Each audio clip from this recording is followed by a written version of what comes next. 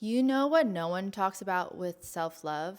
It isn't always cute. It's not always journaling and being with yourself with candles and light and buying yourself flowers and taking yourself out to the beach or taking yourself out on a little coffee date. It's not always that. Sometimes self-love looks like canceling plans with people who you really respect and want to spend time with, but you just can't because your body is just so dysregulated. Sometimes it looks like sitting in your car because you don't feel like going inside just yet.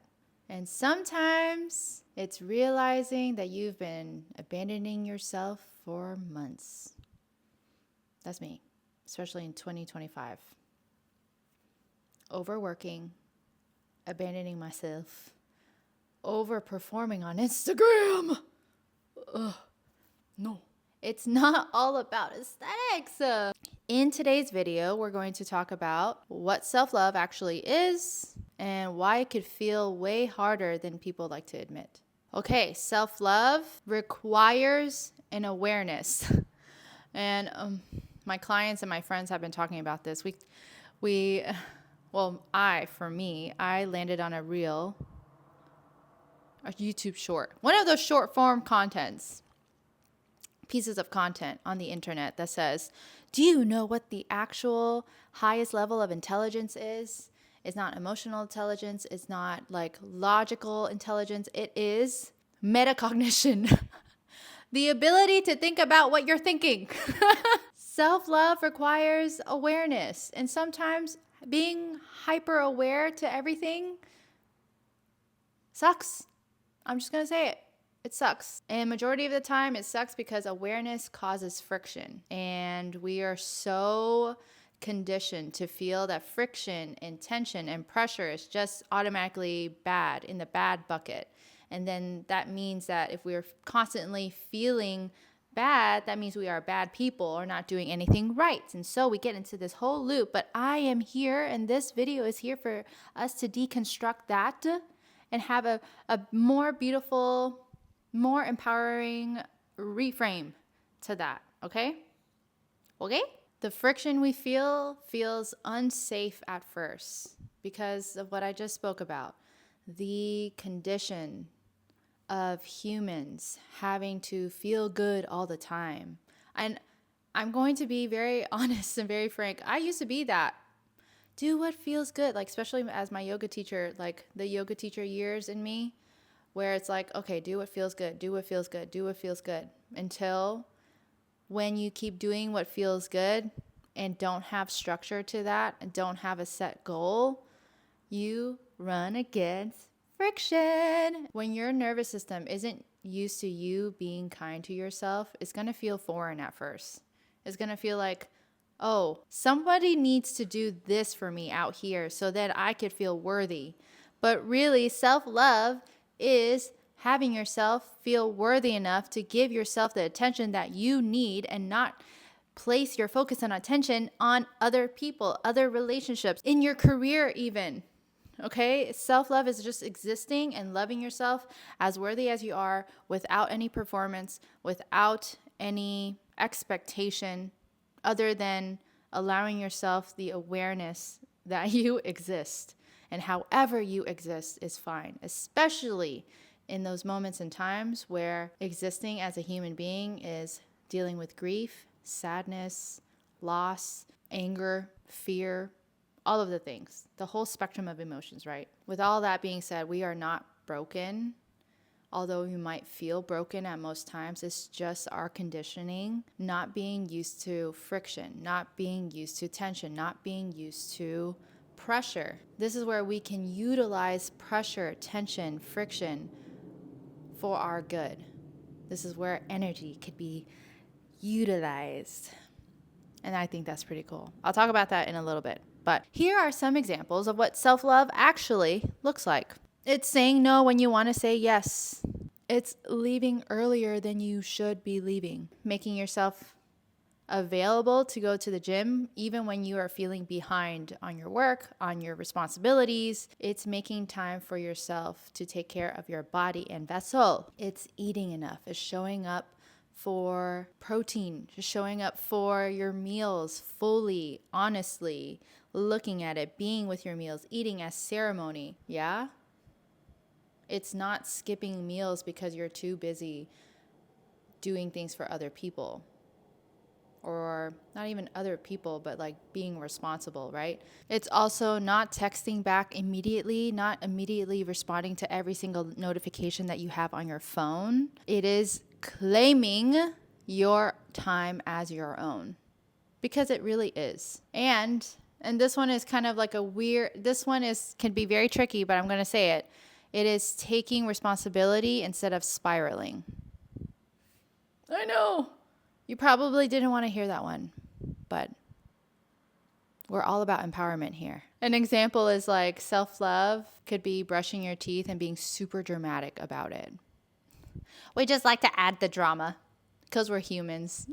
Being someone who is practicing self-love, one, you're building that awareness, i.e., seeing all the friction. Two, you're making choices that actually give you more energy, puts you first, prioritizes your experience above another's, not abandoning yourself. It is noticing the dramatic effect that we add to every single thing, just noticing it and still loving ourselves from it, not shaming ourselves for being dramatic, not adding all that stuff, yeah? Self-love is all about how much you can hold capacity for yourself, your internal dialogue, your internal experiences, the internal sensations that you feel in your body, all the conditioning, how much you can hold yourself with love based on the decisions you're making out of love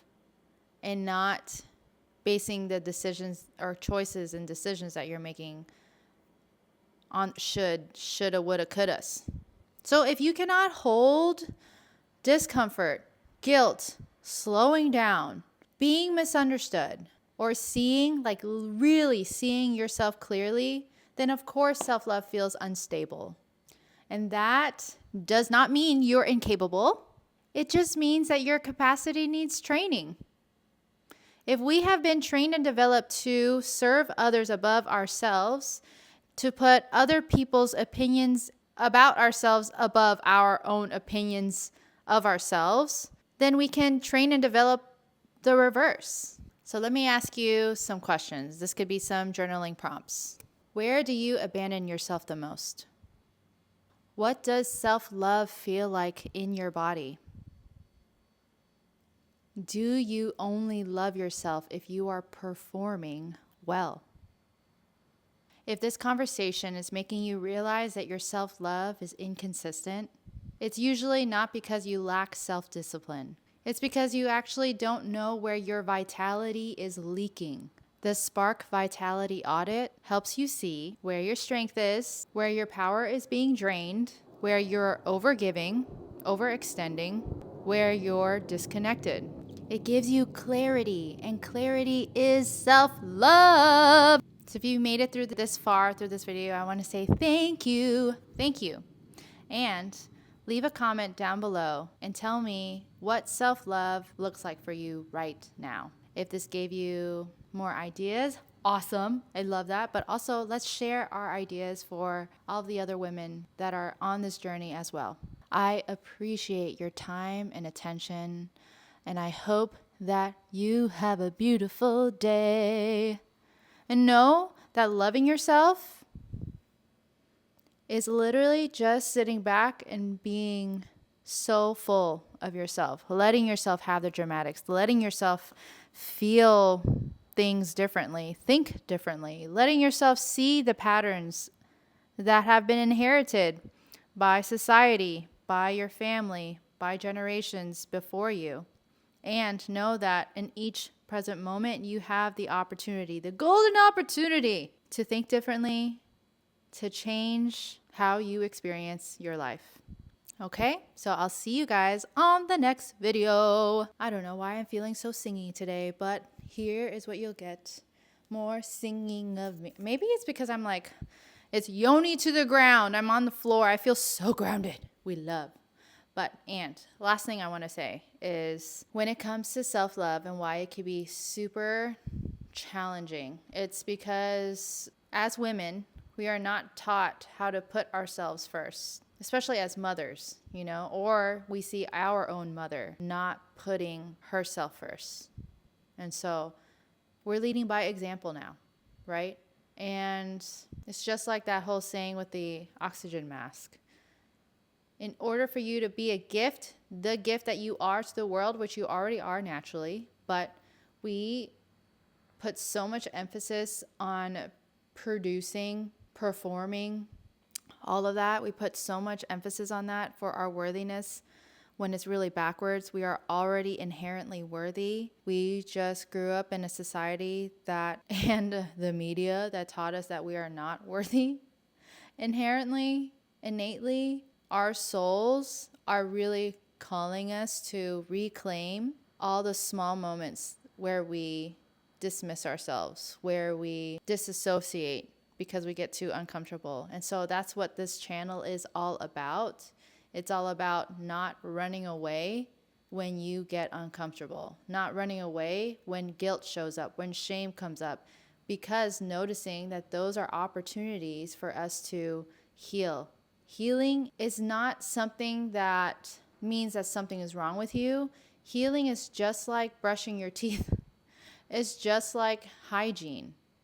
Healing isn't that dramatic as a lot of people think it is. And wow, that's very controversial. I did not expect myself to say that. But healing is a mountain with no top. As long as we're humans, we're going to be making mistakes. Other people are going to be making mistakes. We're going to get hurt. So then why not be the warrioresses that we are and just learn how to reclaim our power, how to love ourselves when those things happen, how to empower ourselves, have a greater context of ourselves and our lives, knowing that the fact that you're here alive, breathing right now with me, watching this video, wherever you are, however you are, that is enough. Truly. Truly, you have survived and made it through every single hardship that you have made it through, and you're here. And that's simply enough. That is what shows that you are worthy. It's just like how I said on the other video that I don't remember whichever videos I said, but it is the universe, God, Goddess wouldn't give you the opportunity if you weren't ready. This is our path to freedom, our path to inner peace, our path to ultimate vitality, our spark, right? Our strength, our power, the alchemy, radiance, and kinship. This spark is literally already in your heart. We just have to be clear and be aware of how our patterning has us exposed. The message of this video is self-love is not supposed to be just aesthetics. It's literally allowing yourself to train for a higher quality of life that really is sustainable, that no one could take away from you, because you're the ones who are making these choices. You are the one who has your own back. You are the one building that track record of you having your own back and making harder decisions, harder choices to protect the future, your future. Okay? Okay. Thank you so much for watching. Again, the Sparkle Vitality Audit in the description down below. Have it show you where your energy is leaking, and then we can go from there. Okay? Mwah! Thank you.